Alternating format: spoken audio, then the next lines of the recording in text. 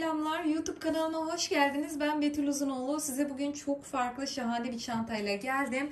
Çantamın zaten bütün güzelliği ortada. Sadece detayları sizlere aktararak videoya başlamak istiyorum. Bakın, ben bu şekilde ahşap boncuklardan oluşan bir çanta sapı kullandım çantamda. İstediğiniz çanta sapını kullanabilirsiniz. Deri çanta sapı veya örgü de yapabilirsiniz. Bu şekilde çok tatlı salaş püsküller yaptık. Şöyle içini de göstermek istiyorum.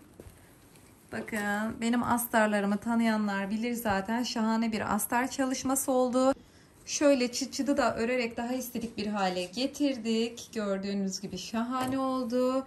İç cebini de yine oldukça çantanın boyutuna uyumlu geniş bir iç cep yaptık. Siz de buraya istediğiniz aksesuar, danteldir, boncuktur, yine benim gibi farklı aksesuarlar kullanarak daha özgün bir hale getirebilirsiniz çalışmanızı. Çantamın şekli de çok tatlı oldu. Kolda duruşu gerçekten inanılmaz güzel. Detaylı görsellerini Instagram sayfamda Reels'ini paylaşıyor olacağım. Çantamın ölçülerine gelecek olursak şöyle. Bakın, tam şu V noktasından tabanı bastırdığım zaman aşağıya kadar uzunluk 31 santim yüksekliğinde. Şöyle en uzun kısım 46 santim yüksekliğinde ve çantamızın genişliği 42 santim genişliğinde yapıyor. Yine çantamın askısı 65 santime ulaşıyordu sanırım. Tekrardan ölçeyim. Deri kısımla birlikte bu arada. Şöyle, evet, 65 santim uzunluğunda ahşap boncuklardan oluşan bir çanta sapı kullandım. Malzemelerden bahsedeyim hemen. Oval taban yaparak çantamıza başlayacağız. Şimdi oval tabanı örmek için bakın bu şekilde ister tel toka isterseniz 3 tane ilmek belirleyici, bir tane farklı renkte kullanırsanız başlangıç ve bitişi belirlemek için de bunu kullanacağım. Şöyle farklı renkte bir kağıt iple ilerleyeceğim. Çantamın taban ölçülerine gelecek olursak taban ölçüleri birebir aynı olmayabilir. 1-2 santim büyük veya küçük olması sorun olmayacaktır. Şimdi bakın, benim bu çanta tabanım oval taban öreceğiz. Oval taban 45 tane zincirle başlıyorsunuz. Bu 45 tane zincirin uzunluğu 28 santim yapıyormuş. Yani illaki 45 çekmek zorunda değilsiniz. 28 santim uzunluğunda zinciri çekebilirsiniz. 7 sıra artırmalarla örüp yukarıya çantamızın gövdesine dönüş yapacağız. Bakın, tabanımın şu derinliği 8,5 santim derinliğinde yapıyormuş. Yine birebir aynı olmayabilir. 1 santim büyük veya küçük olabilir. Şöyle 2, 4, 6, 7. 2, 4, 6, 7. Evet, 8,5-9 santime yakın bir derinlik var. Tabanımın uzunluğu da arkadaşlar 36,5 santim uzunluğunda yapıyor. Tabanı ördüğüm zaman. Ölçüleri bu şekilde. En baştan taban ölçüleri soruluyor. O yüzden baştan vermek istedim. Şimdi örmeye başlayalım. Bakın, 28 santim uzunluğunda, yani 45 adet zincir çekerek başlamışım. Siz burada 45 adet zincir çekiyorsunuz. Şimdi şöyle bakın, kısa ipi alta katlayarak halkamı oluşturdum. Tığımı içinden geçirdim. Bir tane ilmek çıkardım, sıktım. Şimdi burada söylediğim gibi siz 28 santim uzunluğunda zincir çekin. Ben birkaç tane zincir çekip onun üzerinden size tabanı nasıl yaptığımı göstereceğim. Şöyle 2, 4, 5, 6, 7, 8, 9, 10. Bunun üzerinden göstereceğim. 45 tane çektiğimi düşünün lütfen. Bakın, 45 tane zincir çekiyorsunuz. 45. kalıyor. 46.ya batarak örmeye başlıyorsunuz. Her bir zincirin içine bir tane sık iğne. Bu şekilde toplamda 44 tane sık iğne örmüş oldum ben. Son zincire kadar geldiniz tabanınızda. Bakın, son zincire geldiğiniz zaman sonuncunun içine bir tane battınız ve ilmeğinizi biraz uzattınız. Tekrar bir tane daha son zincire battınız, ilmeğinizi biraz uzattınız. Tekrar bir tane daha batarak 3 tane son zincirin içine sık iğne yapmış olduk. Buradaki ilmekleri uzatmamın sebebi rahat bir dönüş sağlamak için. Eğer gergin bir dönüş olursa tabanınız eğri olacaktır. Şimdi ya da bir tarafa çektirecektir. Şimdi her battığım zincirin içine dönüşte bir kez daha batıyorum bakın. Bir sık iğne, buradaki zincir noktaları belli zaten. Şu fazla ipi de örgümün içinde gizliyorum.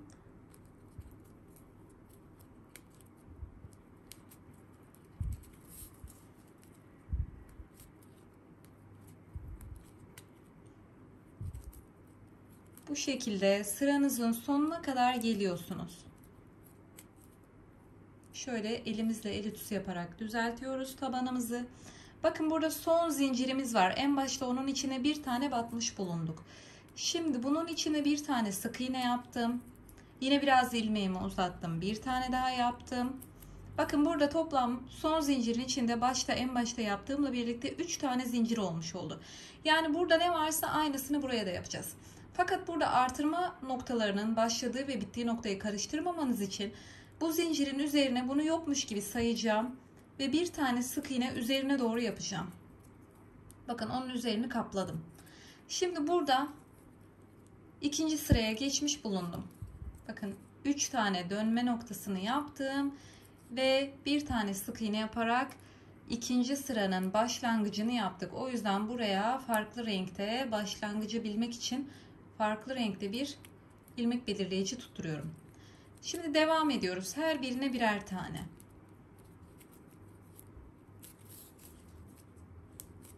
Her birine birer tane yaparak 3 tane aynı noktaya battığınız sık iğneye kadar geldiniz. Bakın 3 tane aynı noktada sık iğne var. Şimdi bir tane, birincinin tepesine bir tane yaptık. Buraya bir tane ilmek belirleyici takıyorum. Burada artırmam burada başlayacak ve bitecek. Bir tane yaptım. Aynı noktaya bir tane daha yapıyorum. Yani alttaki ilk sık iğnenin tepesine 2 tane sık iğne yaptım. Şimdi ikincinin tepesine 2 tane sık iğne, üçüncünün tepesine 2 tane sık iğne yaparak buradaki artırmamın bittiği noktada bu olacak. Şimdi hepsine yine birer tane batarak sıramın sonuna doğru devam ediyorum.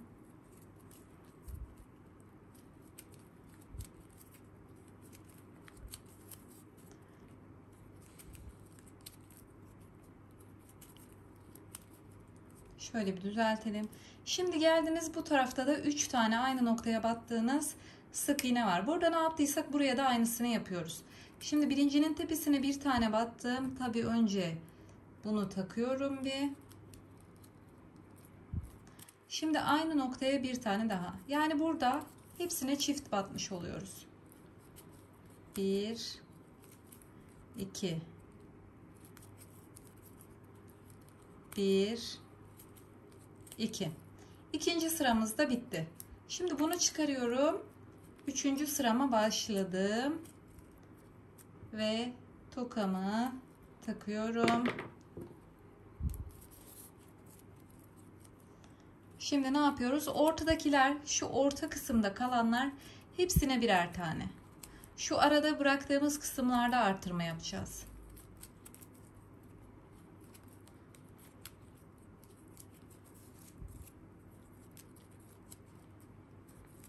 Şimdi geldim ilmek belirleyicinin olduğu noktaya kadar.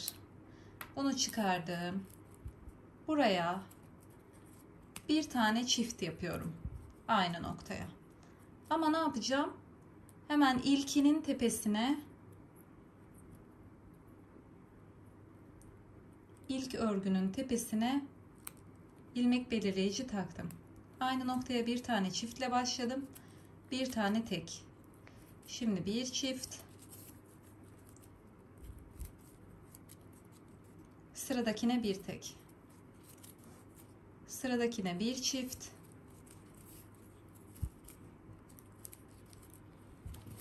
Ve son noktaya çıkarıyorum.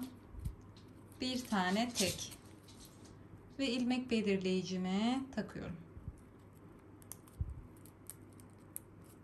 Şimdi ne yaptık burada? Bakın bir tane çiftle başladım. Bir tek, bir çift, bir tek, bir çift, bir tek olacak şekilde bitirdim. Ara kısmı yine dümdüz devam. Şimdi buraya ne yaptıysam aynısını sıradaki yere yapacağım.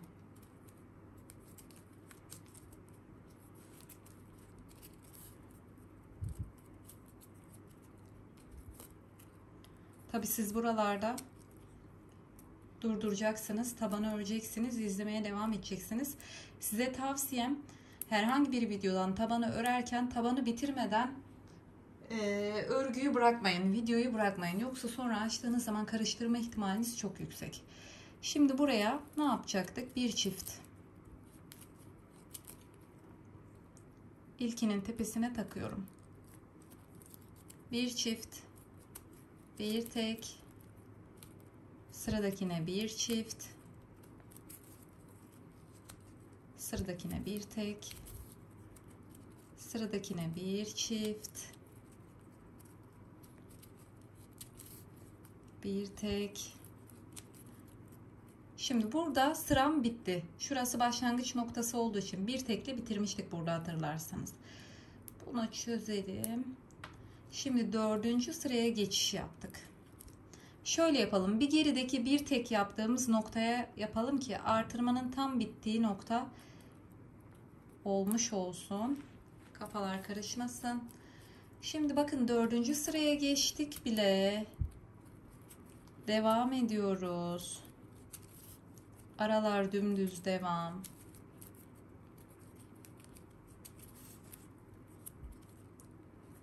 Geldik ilmek belirleyicinin olduğu noktaya kadar. Bakın küçük bir oval tabanım oluyor. Toplamda 7 sıra yapacağız. 4. sıradayız. Şimdi buraya bir tane tek yaptım. Tokamı taktım. Bir tek ve sıradakine bir tek, sıradakine bir çift. 1 2. Sıradakine bir tane, sıradakine bir tane, sıradakine bir çift. Yani ne yaptığımı anladınız mı? 2 tane tekle başladım, bir çift, 2 tek, bir çift. Fark ettiyseniz aradaki tek miktarları artmaya başladı. Şimdi bir çift, 2 tek yapacağız sırada. Her sıranın her bir üst sıraya geçtiğimiz zaman aradaki tek miktarları artıyor. Şu an 2 tek yaptıysak bir üst sırada 3 tek, bir üst sırada 4 tek. Şimdi 2 tek, bir çift. Çifti de yaptıktan sonra taktım. Şimdi arayı düz bir şekilde geçiyoruz.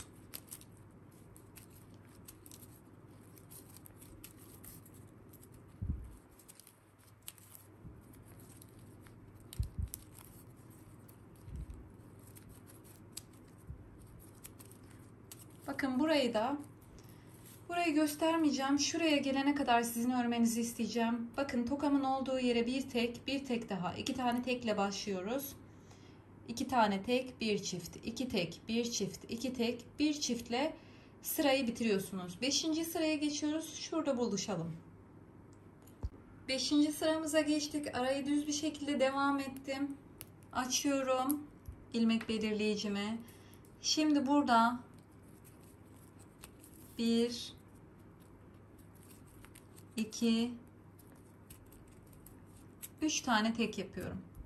Burada ama ilk var ya, şu birinci, 1 2 3, birincinin tepesine şunu takıyorum. Bir çift şimdi. Şimdi 3 tek, 1 2 3. Şimdi bir çift. Şimdi 3 tek.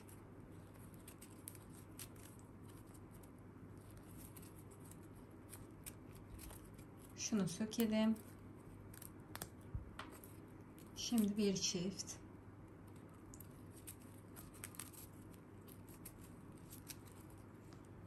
Ve tepesine takıyorum. Şimdi bakın bu arayı da dümdüz geçiyorum. Aynı burada yaptığım gibi buraya geliyorum. Parmağımı düşürdüm. Burada yaptığım gibi buraya geliyorum. 1, 2, 3 tek, 1 çift. 3 tek, 1 çift, 3 tek, 1 çiftle 5. sıramı sonlandırıp 6. sıraya geçiyorum. Şöyle şuraya kadar gelelim. Yeni artırmayı birlikte yapalım 6. sıranın. Şuradan itibaren 6. sırama geçtim. Yeni artırma noktasındayım. Çıkardım. Buraya şimdi bir tek yaptım. İlmek belirleyicime taktım. Bir tek, sıradakine bir tek, yani 2 tane tekle başladım. Buraya bir çift yapıyorum. Şimdi 4 tek yapıyorum. 1 2 3 4. Şimdi bir çift. 1 2.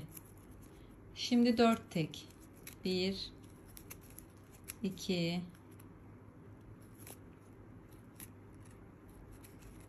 3 4. Şimdi bir çift.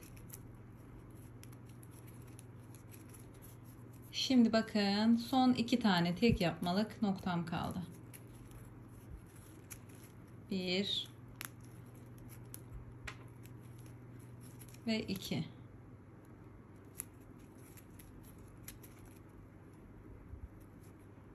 Buraya da ilmek belirleyicimi taktım. Şimdi şöyle bir düzeltiyorum bakın.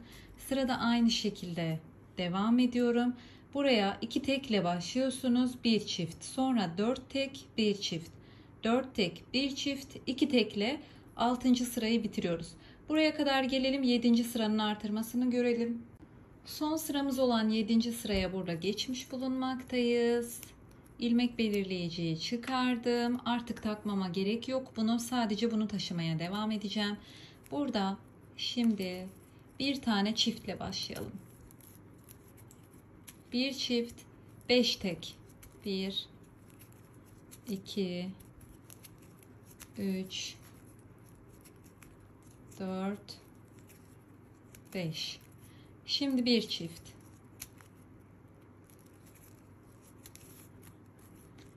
Şimdi 5 tek. 1 2 3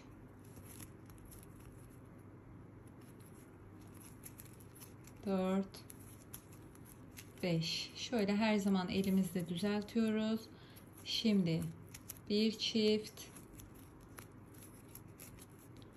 Şimdi 1 2 3 4. Şimdi tokamızı çıkaralım. Artık ona da ihtiyacım yok. Ve 5. Şimdi buraya ne yaptıysak biliyorsunuz, buraya da aynısını yapıyoruz. Buraya geldiğiniz zaman bunu çıkarabilirsiniz. Burada nasıl başladık?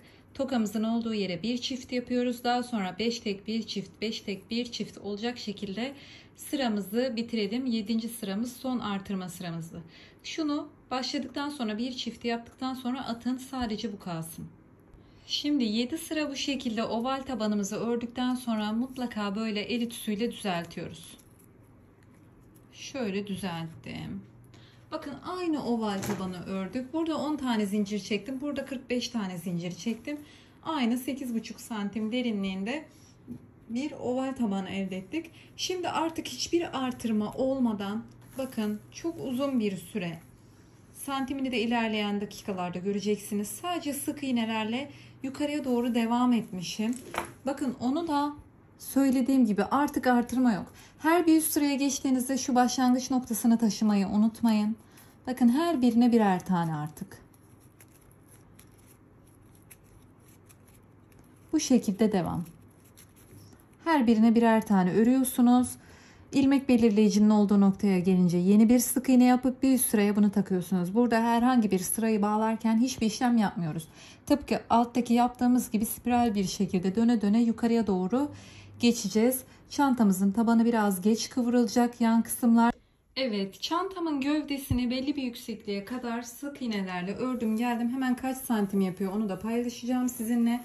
Bakın son artırma yaptığımız çantamın tabanının yan kısmını çeviriyorum. Şu tığı çekeyim. Son artırma yaptığımız noktadan itibaren ölçeceğim.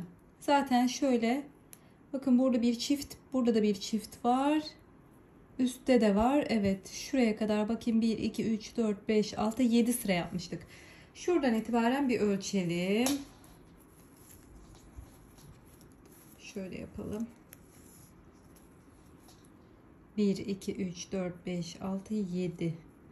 Bakın toplamda 25 santim uzunluğunda çantamın tabanının üstüne gövdeyi çıkmışım.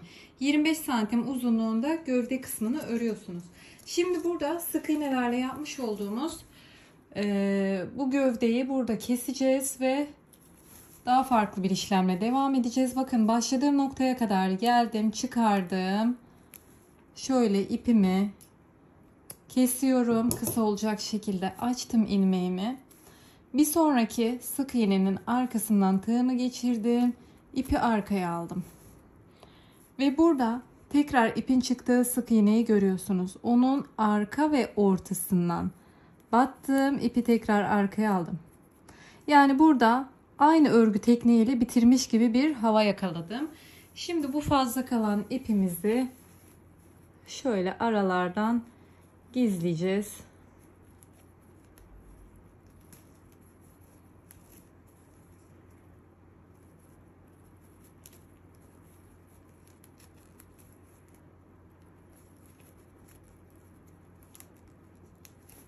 Evet, ipimi de gizledim. Şöyle büyük bir çanta gövdem oldu. İçi de çok güzel oldu. Bu sırada bile bırakıp deri sap takarak bu çantayı kullanabilirsiniz. Şimdi sırada gelelim şöyle ağız kısmını kesmeye. Şimdi burada çantamızı tam ortadan ikiye katladık. Bu katladığımız noktada tabanlarımız çok düzgün durmalı. Mutlaka katladıktan sonra içini açın, kontrol edin. Tabanınızın düzgün görünüp görünmediğine bakın.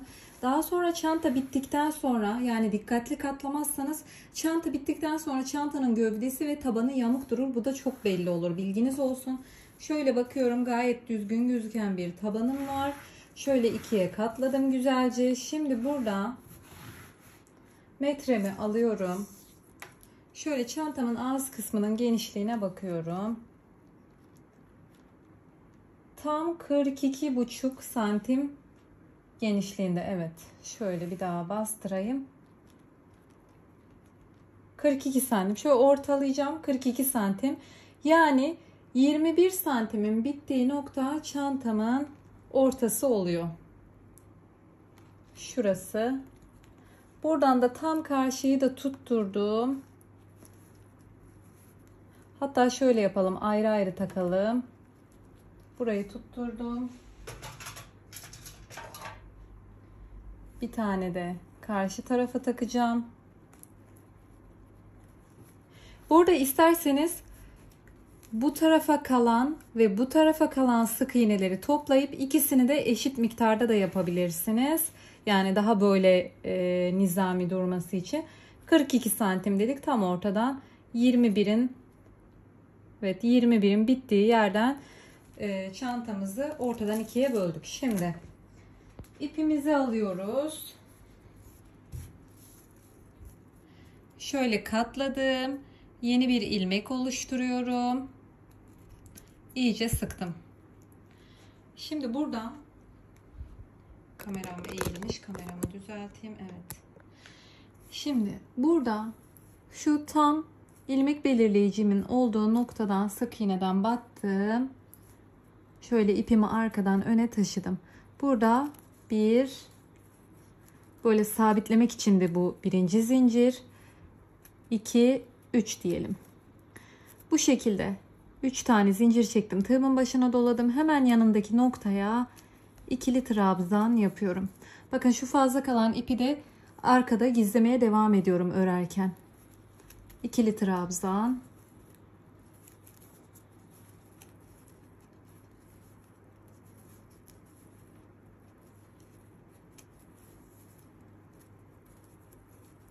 Bu şekilde bir sıra ikili trabzanla dolaşacağım.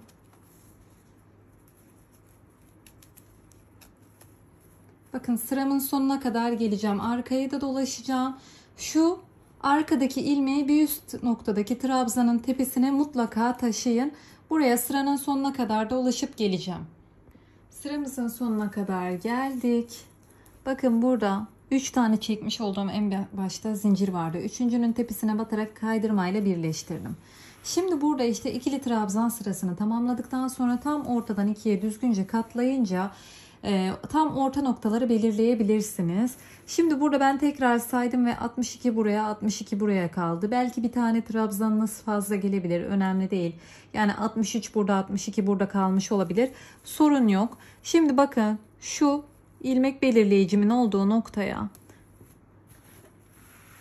Bakın eğer tam ortadaysa ilmek belirleyiciniz. Şimdi ben bir daha saydıktan sonra yan tarafa kaydırdım. Bakın tam ortadaysa bunu yapmanıza gerek yok. Direkt ters dönebilirsiniz. Ama ben şuradaydı ilmek belirleyicim. Buraya kaydım tekrar ve 3 tane zincir çektim. 2, 3. Ters çevirdim örgümü. Şimdi burada şöyle şurayı bir çekeyim. Şimdi burada 3 tane zincirimizi çektikten sonra tığımın başına doladım. Bakın burada şimdi şu sıradaki noktaya batıyorum. İkili trabzan yaptım. Tekrardan hemen yanındaki noktadan itibaren devam ediyorum. Bu şekilde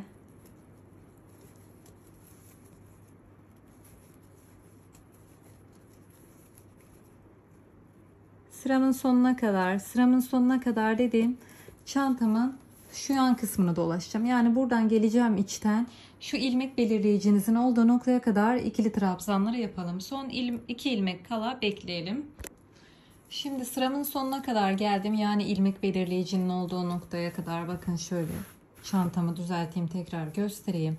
Burada tığımın başına doladım. Son 2 tane ilmek belirleyicimle birlikte ilmeğim kaldı.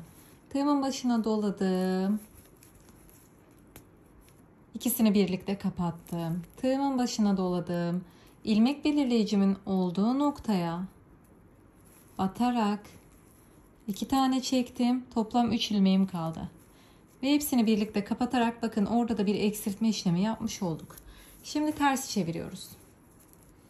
Şimdi burada 1, 2, 3 tane zincir çektim.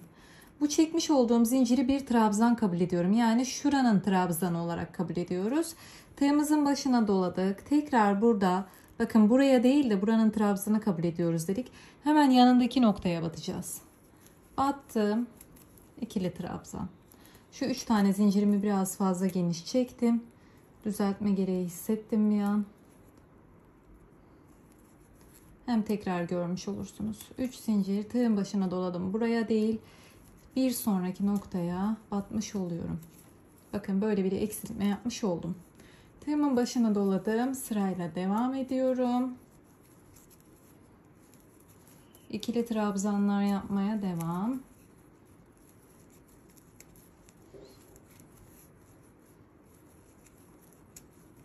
Evet, bu sefer dışarıdan çantanın düz kısmından devam etmiş olacağız. Şöyle bakın bir yandan V şeklinde yukarıya doğru eksiltmeler başlamış oldu. Şimdi burada yine aynı şekilde şu son 2 tane ilmek kalana kadar trabzanlarımızı yapıp gelelim. Sıramızın sonuna kadar geldik. Tekrar bakın ikinci sıranın sonundaki eksiltmeyi yapıyoruz. Burada şöyle göstereyim bakın. 3 tane zincir, ikili trabzan, ikili trabzan var. Bu 3 tane zinciri eksiltme saydığımız için son 2 tane ikili trabzan kala demem daha doğru olur. Şimdi tığımın başına doladım. Bakın yarım ikili trabzanımı yaptım. Tığımın başına doladım. Buradaki son trabzanın tepesine battım. İkisini birlikte ve 3 ilmeğimi birlikte kapatarak eksiltmemi yapmış oldum. Tekrardan 3 tane zincirle bir üst sıraya çıktım. Çeviriyorum.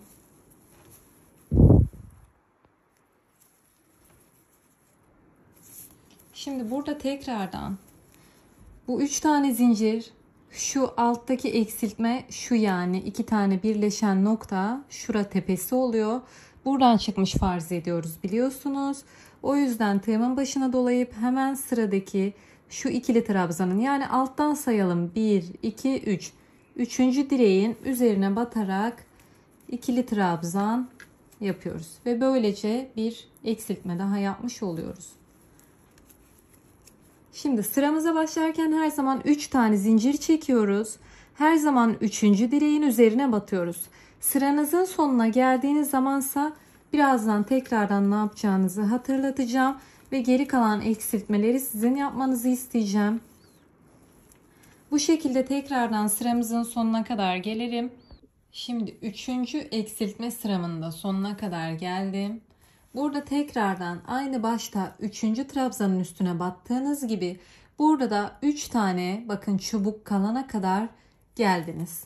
Tığın başına doladım. Sıradaki noktaya ikili trabzanın yarısını yaptım. Tığımın başına doladım. Sıradaki noktaya ikili trabzanın yarısını yaptım. 3 tane ilmeğim oldu. Hepsini birlikte kapattım. Ve tekrar 3 tane zincir çekerek bir üst sıraya geçtim. Çantamı ters çeviriyorum. Yani düz kısmını çeviriyorum sırada. Burada ne demiştik? 1, 2, 3. direğin üzerine batacağız. Yani karıştırmamanız için artık bu şekilde anlatıyorum. 3 tane direk kalana kadar geliyorsunuz. 3 tane direk kalınca sıra sonunda yarım trabzan ve bir sonrakine de yarım trabzan yapıp hepsini birlikte topluyorsunuz. Burada da 3 tane zincir çektikten sonra 1, 2, 3. direğin üzerine batıp yeni sıraya başlıyorsunuz ve otomatik eksiltme yapmış oluyorsunuz. İşlem bu kadar. Şimdi bu eksiltmeyi belli bir yüksekliğe gelene kadar devam ettireceğim.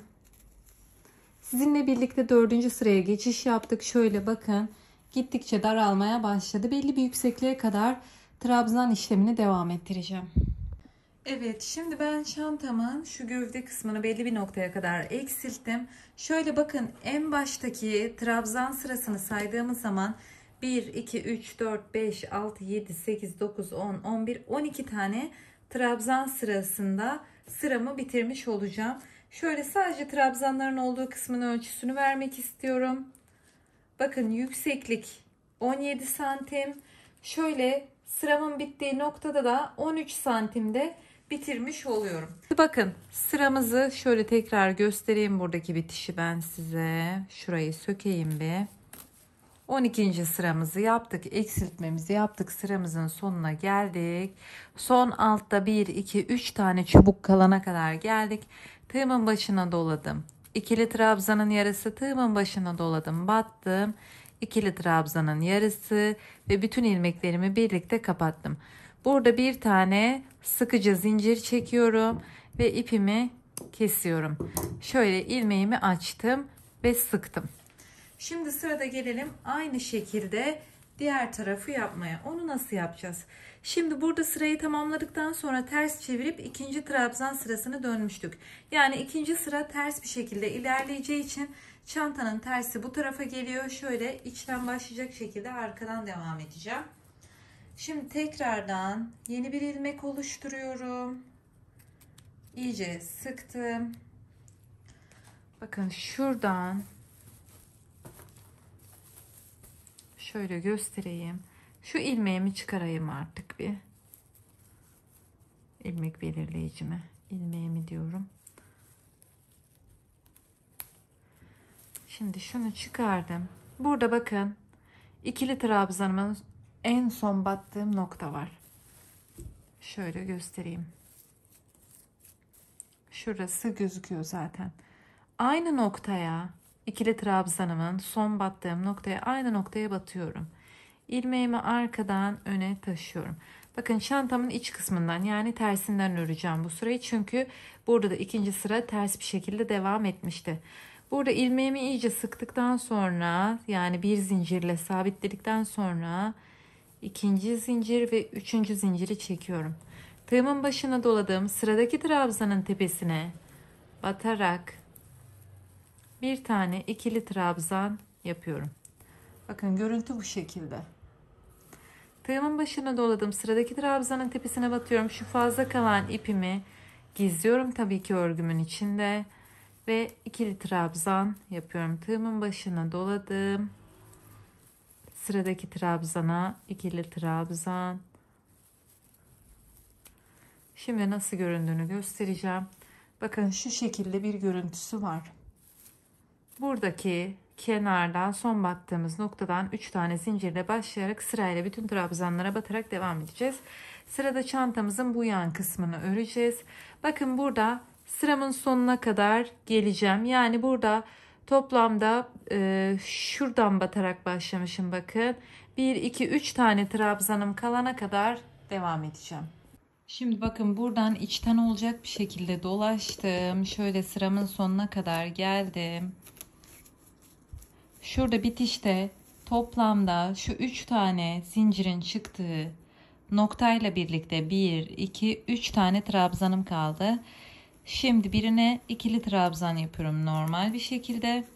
2 tane batma noktam kaldı gördüğünüz gibi. Burada eksiltme yapacağım. Yarım trabzan, tığımın başına doladım. Son noktaya battım. Yarım trabzan ve üçünü birlikte topladım. Burada sıkı bir şekilde 3 tane zincir çekip ters çeviriyorum ve nasıl göründüğüne bir bakalım. Evet. Burası böyle üçgen olacak şekilde yukarıya doğru devam edecek. İlk eksiltmemizi bu sırada yaptık. Burada ne yapıyorduk? Yine tığımızın başına doluyorduk. Bakın 1, 2, 3. çubuğun üzerinden batarak başlıyorduk. İkili trabzan. Ve bu şekilde devam ediyorduk.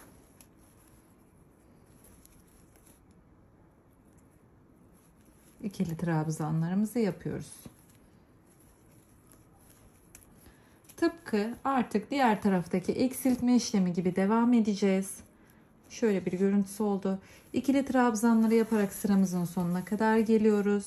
Burada bakın tekrardan 1, 2, 3 tane çubuk kalana kadar örüyorsunuz. Buraya yarım trabzan yapıyorsunuz. Diğerine de yarım trabzan yapıp topluyoruz. Diğer taraftaki gibi. 3 tane zincirle ters çevirerek yine eksiltme işlemiyle her sıra başında ve sonunda bu taraftaki gibi eksiltmeleri yaparak aynı sıra seviyesine kadar burada da çıkarıyoruz. Ya bu arada ipleri de kopardık ama ütüleme işlemine geçmeden önce son olarak şu kısımlara bir kaydırma işlemi yapmak istiyorum. Çantamızın ağız kısmının daha düzgün gözükmesini istiyorum. O yüzden ipimizi koparsak da çaremiz var. İpimi parmağıma doladım. Şöyle içe katladım. Yeni bir ilmek oluşturuyorum. İlmeğimi oluşturduktan sonra şöyle çantamın ağız kısmını alıyorum, şu yan kısmını. Dışarıdan düz bir şekilde dolaşacağım. Şu bakın ilk buradaki trabzanın tepesine battım. Şöyle ilmeği aldım dışarıdan, içeriden dış kısma. Bir tane zincirle sabitledim. Şimdi sıradaki trabzanın tepesine batıyorum. Şunları da örgümün arasına keseceğim. Bir tane kaydırma. Sıradaki trabzanın tepesine batıyorum.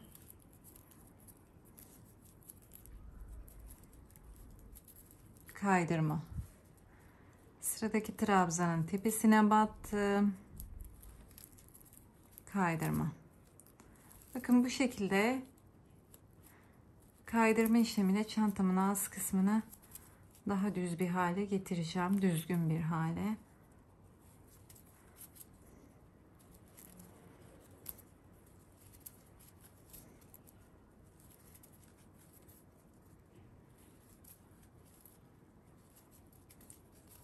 Bu şekilde bir görüntüsü oluştu. Şöyle buraya kadar devam ettireceğim bunu. Sıramın sonuna kadar geldim. Bakın burada son noktaya da şöyle kaydırmayla tamamlayıp bir tane sıkı bir şekilde zincir çekip sıkıyorum orayı. Şöyle kestim kısa olacak şekilde. Açtım ilmeğimi. Bakın çantamın ağız kısmı şöyle bir kıyaslayalım. Gördünüz mü şu an? Burası çok daha güzel duruyor. Ve en azından kıvrılmıyor. Daha toplu duruyor. Şimdi bu kısmı da aynı şekilde yapıp geliyorum. Daha sonra ütüleme işlemine geçiyoruz.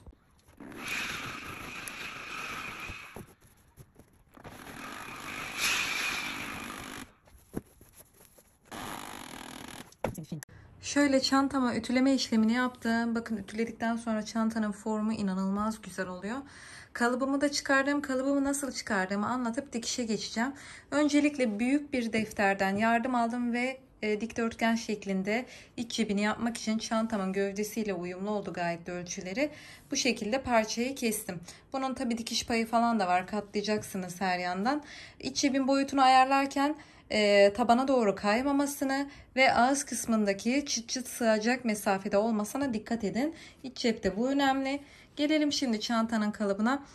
Bu arada astar kumaşında dak keten kumaş kullanıyorum. Normal kullandığınız kumaşı ikiye katlıyorsunuz. Ben ikiye katlayamadım çünkü kumaşlarım bitmek üzereydi. İki büyük parça da farklı yerlerdeydi. O yüzden iki tane dikdörtgen büyük parça kestim. Kumaşınızı ikiye katlayın ve daha sonra çantanızı taban da dahil sıfır olmak üzere bu şekilde kumaşınızın üzerine koyuyorsunuz.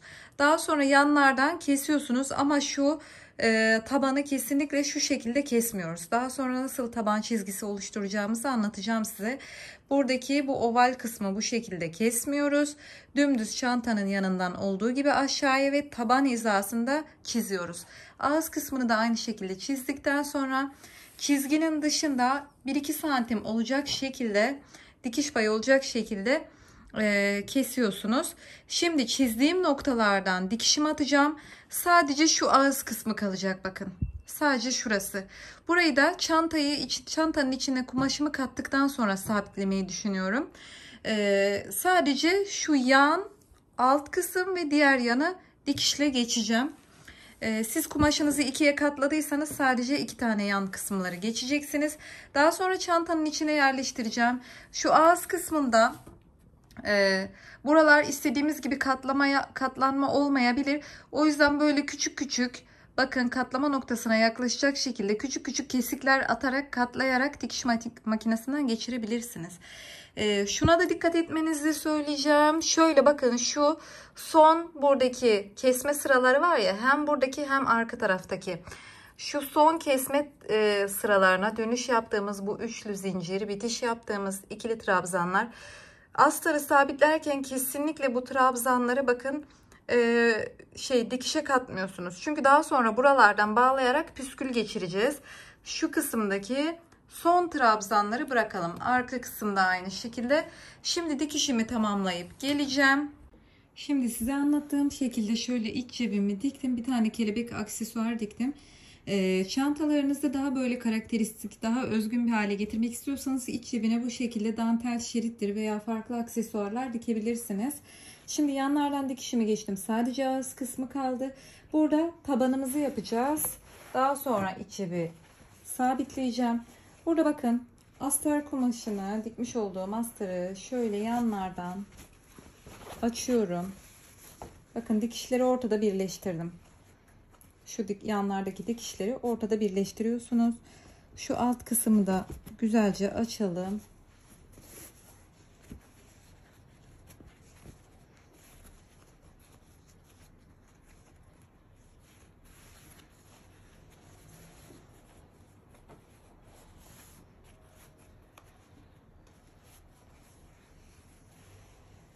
Evet, şöyle bakın, zarf şeklinde katladım.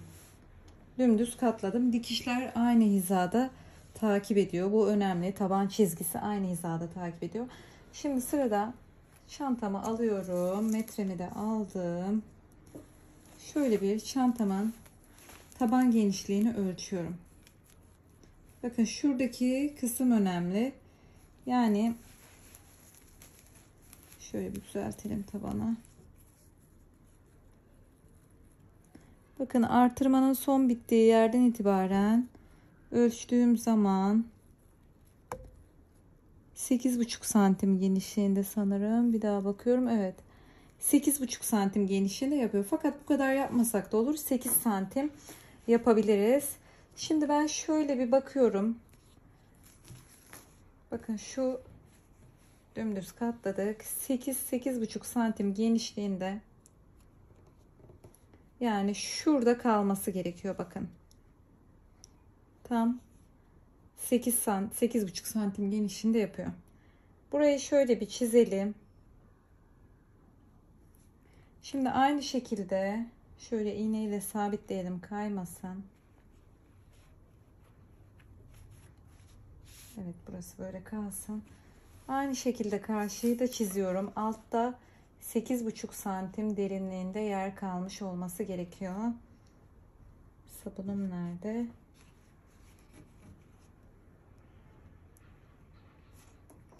Burayı da iğneleyelim. Şimdi burada oval bir taban yaptık ama burayı dümdüz bu şekilde dikiş atarsak dikdörtgen bir tabanmış gibi köşeli olacak. O yüzden sizden isteğim burayı dikiş makinesinde dikerken şu şekilde dikmeniz. Bakın çiziyorum.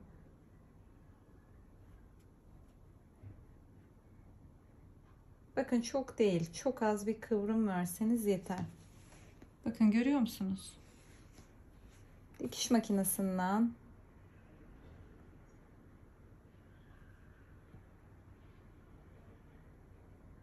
şöyle oval olacak şekilde, çok da C şekline getirmeden, yani şu C şeklinde çizdiğimiz yerlere dikiş atıyoruz. Daha sonra çantamızın ağız kısmında çıt çıt yerine hesap ederek iç cebine sabitliyoruz. Küçük bir mola verdim. Şöyle kendime güzel bir çay demledim. Yoruldum çünkü. Şimdi çantamın askılarını sabitleyeceğim. Bir yandan astarımı sabitleyeceğim. Astarımı sabitlersem askılarımı sonra sabitlemekte zorlanabilirim. O yüzden şöyle bir şey yapmak istiyorum. Bakın askılarımın sabitleneceği noktalar şuralar. Hemen hemen buralara sabitleyeceğim. Şu kısmı, bakın şu çantamın içine yerleştirdim. Tokayla da buradan sabitledim. Şöyle bakın tam bu hizadan dikişimi atacağım. Gördüğünüz gibi çantanın ağız kısmından gözükmemesi gerekiyor. Şu kısmın dikişini atıp geleceğim. Şuraları sabitleyeceğim. Burayı da yine çok çantanın şu bitimine kadar yaklaştırmayacağım. Yani şuradan ineceğim. Biliyorsunuz buradaki trabzanları kullanacağız. Şuraya kadar gelsem astarla bu şekilde dikişi buradan astarımı sıfırlamam lazım. Şuradaki trabzanlar kalacak. Neyse şu kısmı şöyle diktikten sonra aynı şekilde burayı da dikeceğim. Daha sonra şu açık kalan kısımdan faydalanarak şu çanta askılarımı sabitleyeceğim. Daha sonra da bu çantamın askılarını sabitledikten sonra şu V kısmını sabitleyeceğim iki tarafında. Bu şekilde bir teknik buldum kendimce. Siz daha kolay bir teknik bulduysanız o şekilde çalışabilirsiniz. Şimdi size bahsettiğim gibi sadece şu kısımlarını diktim. Bakın diğer yerleri bu şekilde çantamın askısını sabitledim. Siz de aynı askıyı kullanıyorsanız benim gibi aynı yöntemi izleyebilirsiniz. Şöyle bakın 2 katlı olacak şekilde kalın uçlu iğneme ipimi geçirdim, buraya düğüm attım. Şimdi burada aynı hizalarda çantamın askısını dikiyorum.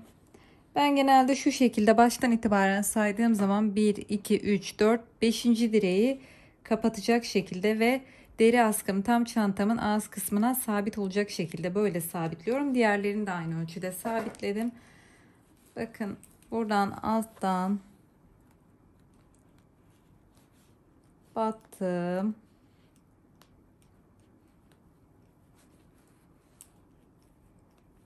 Üstteki delikten çıktım.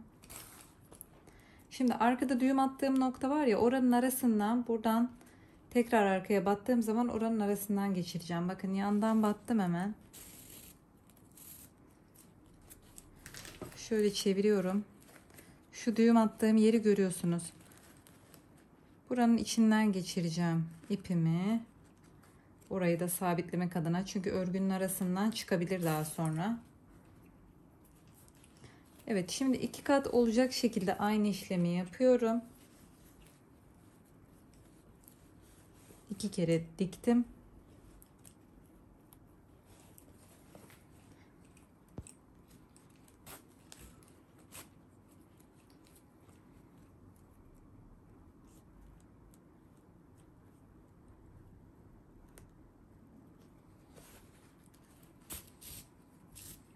Evet, bu şekilde üst tarafı da arkadan yukarıya çıkacağım. Şuradaki daha sonra 2 katta buradan geçeceğim. Arkada ipimi sabitleyeceğim. Bu kadar.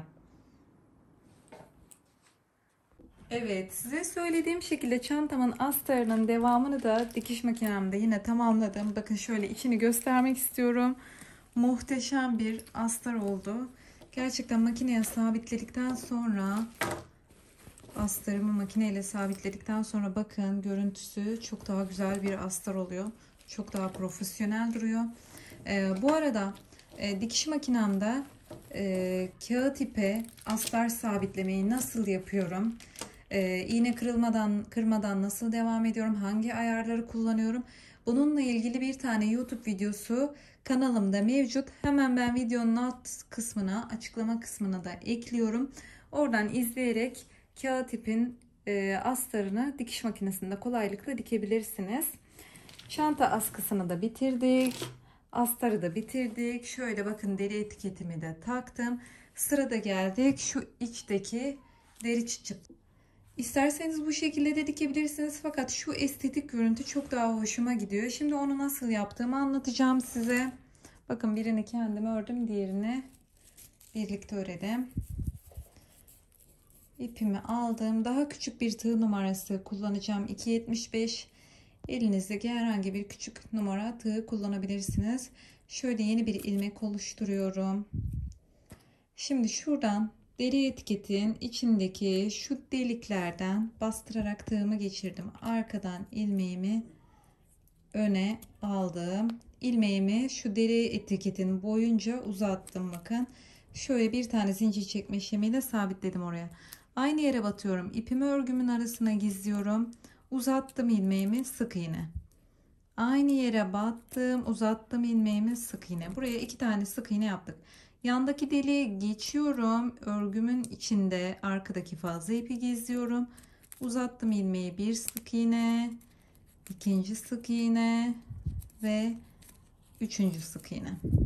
Her bir deliğe 3'er tane sık iğne yapıyorum. Batıyorum. 1 2 3. Bu şekilde her bir deliğe 3'er tane sık iğne yaparak son noktaya kadar gelelim. Sıramın sonuna kadar geldim bakın. Şuraya başta bir zincir ve 2 tane sık iğne yapmıştık. Şimdi buraya en baştaki noktaya tekrar batarak son sık iğneyi yapıyorum. Şöyle son sık iğnemi yaptım. İpimi kısa olacak şekilde kesiyorum ve ilmeğimi açıyorum. İlmeğimi açtım. Buradaki ilk yapmış olduğum sık iğnenin arkasından bu şekilde tığımı geçirdim. İpimi arkaya taşıdım ve ipimin çıktığı şu sık iğnenin tepesini görüyorsunuz. Şurayı. Oraya da arka ve ortadan battım. İpimi tekrar arkaya taşıdım. Burada sanki aynı örgü tekniğiyle bitirmiş gibi bir görüntü veriyorum. Şimdi şu fazla kalan ipi de şöyle gizleyelim.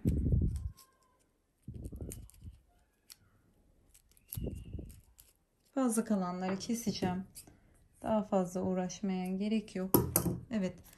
Bu şekilde deri çıtçıtlarımı yaptım. Şimdi sırada geldik İğne iplikle çantaya sabitlemeye. Bu tarafın çıtçıdını sabitledim. Şimdi karşı tarafı birlikte dikeceğiz. Şöyle bakın çıtçıdımı alıyorum. Ve ipimle uyumlu bir çantamın rengiyle uyumlu bir ipi hazırladım. Bu şekilde 2 kat olacak şekilde iğneme geçirdim. Bakın tam şu üçgenimin bittiği noktaya sabitlemişim. Gördünüz mü? Şimdi buraya da aynı şekilde tam orta noktaya, bakın buradaki iç cebimi kapatmadan şuraya sabitleyeceğim çıtçıdımı. Şöyle. Arkadan batıyorum. Sık iğnelerin tam tepesinin arasından çıkıyorum. Ve yine sık iğnelerin tepesinin arasından giriyorum. Şöyle çantam dik durursa göstereceğim. Evet. Bakın arkadan örgü tekniğimi bozmadan şöyle sık iğnelerin altından çıktım. Ve tekrar sık iğnemin altından bir altındakinden battım.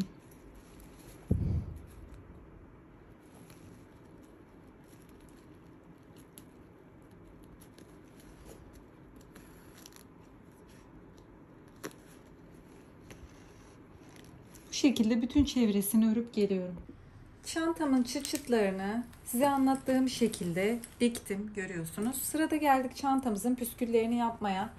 Bunu isterseniz yapmaya da bilirsiniz. Daha sade de kullanabilirsiniz. Müşteri siparişim olduğu için ben yapacağım. Oldukça da yakıştı. Fakat şurada örgümden sökmüş olduğum ipler biraz daha kıvırcık duruyor. Bu iplerim normal çile ipi, aldım taktım, bunu örgüden söktüm. Belki iplerimi ütülerim diye düşünüyorum. Hatta bu daha güzel olacak belki de. Belki ütülerim. Ütüledikten sonra aklıma şey geldi. Maşa yapsam acaba kıvır kıvır durur mu? Belki o şekilde de deneyebilirsiniz. Şöyle ben kesmiş olduğum ipin ölçüsünü vereyim size. Bakın iplerimi 55 santim uzunluğunda kesiyorum. Bu uzunluğu neye göre ayarladım biliyor musunuz? Şu en ortadaki kısım tabanımın artırmasının bittiği noktaya geliyor. Yani çantamın gövdesinin başladığı noktaya gelecek. İpi böyle, yani katladığınız zaman, bu arada bakın katlıyorum ikiye. İkişer tane olacak şekilde takacağım. Bakın böyle katladığım zaman ipimin iki ucu da çantamın gövdesinin başlangıç noktasına yetişecek. Şöyle küçük numaralı 3 milimetrelik bir tığ aldım. İplerimi tam ortadan ikiye katladım.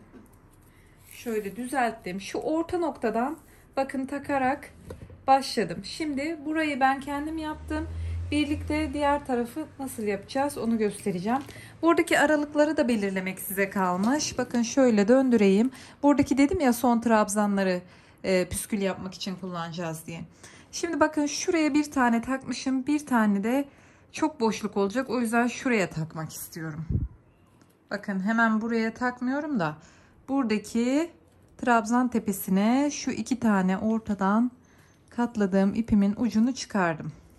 Böyle çıkardım. Şu iplerimi bakın ortasından geçiriyorum. Bu şekilde ve sıkıyorum. Bu kadar basit yapması. Yine ikişer tane ip alıyorum. Yine püskülün yoğunluğunu da kendiniz ayarlayabilirsiniz. Şöyle yine tam ortadan. Bakın bu sefer şuradaki trabzan noktasından arkaya geçiriyorum.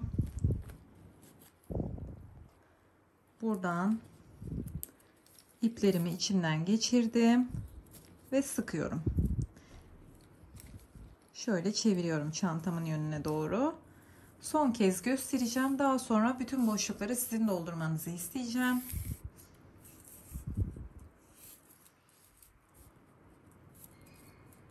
Evet. İkiye katladım. Hemen istediğim boşluktan geçtim. İplerimin ucunu buradan halka şeklinde bakın çıkardım. İçinden iplerimi geçirdim ve sıkıyorum. Şimdi şu köşe noktasına da bir daha yapacağım. Onu da birlikte yapalım. Zaten bir tane kaldı orada. Çok hızlı bir şekilde bu püskül aşamasını tamamlıyorsunuz.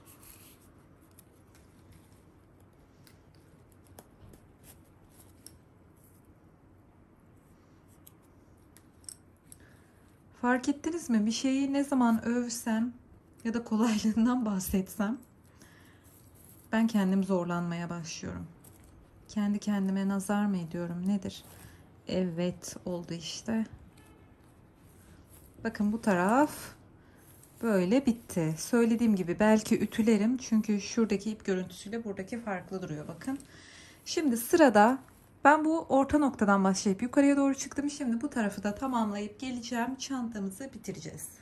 Evet, karşınıza çok tuhaf bir halde geldim. Gördüğünüz gibi çantamın püsküllerini ördüm. Bu örme işleminde de şuradaki daha önce örgümden söktüğüm püskülleri yaptığım zaman şu kıvırcıklar daha salaş, daha doğal bir görüntü verdiği için bu taraf daha hoşuma gitti. O yüzden dedim ki daha kıvırcık yapmak için öreyim, bastırayım elimle bir güzel, sonra tekrar açayım. Sonucun nasıl olacağı ile ilgili hiçbir fikrim yok ama beğenmesem şu an bu aşamayı muhtemelen izlemiyor olursunuz. İzliyorsanız bilin ki güzel olacak. Siz yine de sonucu bekleyin. Yani en kötü ütüleriz. Ne olabilir ki en kötü? Ütüleriz. Kağıt ipimiz yes yeni. Dümdüz olur. Şimdi böyle öreceğim. Ucuna kadar zaten açılmıyordu gördüğünüz gibi ördüğüm yerler. Bastırarak örüyorum ve böyle üstüne iyice attırıyorum ki daha kıvır kıvır bir görüntü olacağını hayal ediyorum. Bilmiyorum. Acaba kendini benim kadar yoran bir YouTuber var mıdır ya? Her şeyi deniyorum, videoya çekiyorum. Çok detaycıyım. Şimdi böyle ördüm. Şimdi bu en sona ördüğüm yer. O yüzden en baştaki ördüğüm yerden itibaren açmaya başlayacağım. Ama önce böyle elimle bastırıyorum. Kağıt ip iyice o yönde kalsın diye. Şunları da bastırayım şimdiden.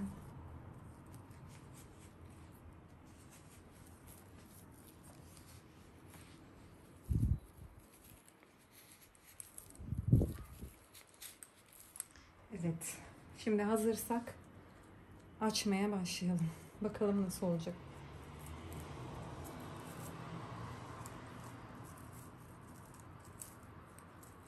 Bence istediğim gibi olacak ya. Biraz daha bastırıyorum. Evet.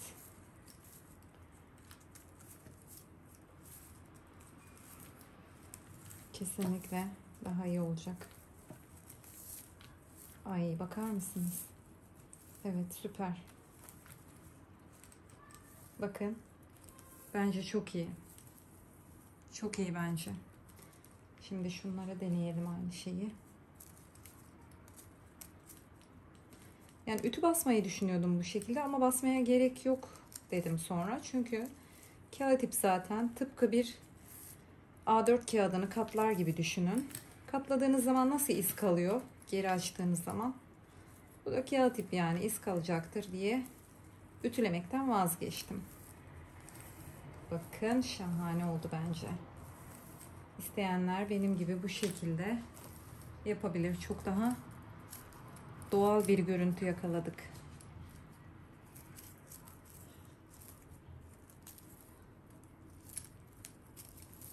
Hem daha dolgun bir püskül elde etmiş olduk. Daha düz olunca daha cılız bir görüntü yok muydu ya? Böyle tel tel. Ya böyle onu dolu dolu yapacaksın, değil mi? İyice dolduracaksın.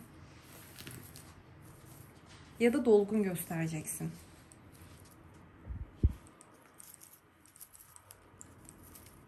Şimdi diğerlerini de açıp gelelim, görüntüsüne bakalım.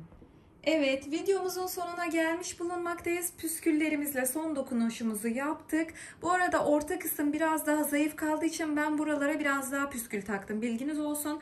Bence örüp açarak çok güzel bir püskül elde etmiş olduk. Sizin de böyle yapmanızı tavsiye ederim. Umarım videodan memnun kalmışsınızdır. Kanalıma abone olmayı, güzel yorumlarınızla, fikirlerinizle destek olmayı ve videoyu beğenmeyi lütfen unutmayın. Sizler bu tarz tepkiler vermediğiniz sürece ben buraya boşuna video atıyorum demektir. Sizlerin tepkilerine ihtiyacım var. Yine çantamın detaylı görsellerini ve reelsini, üzerimde duruşunu Instagram adresimde görebilirsiniz. Sizi oraya da bekliyorum. Hala Instagram'dan takipte değilseniz sayfamı takip etmeyi unutmayın. Görüşürüz. Sevgiyle kalın.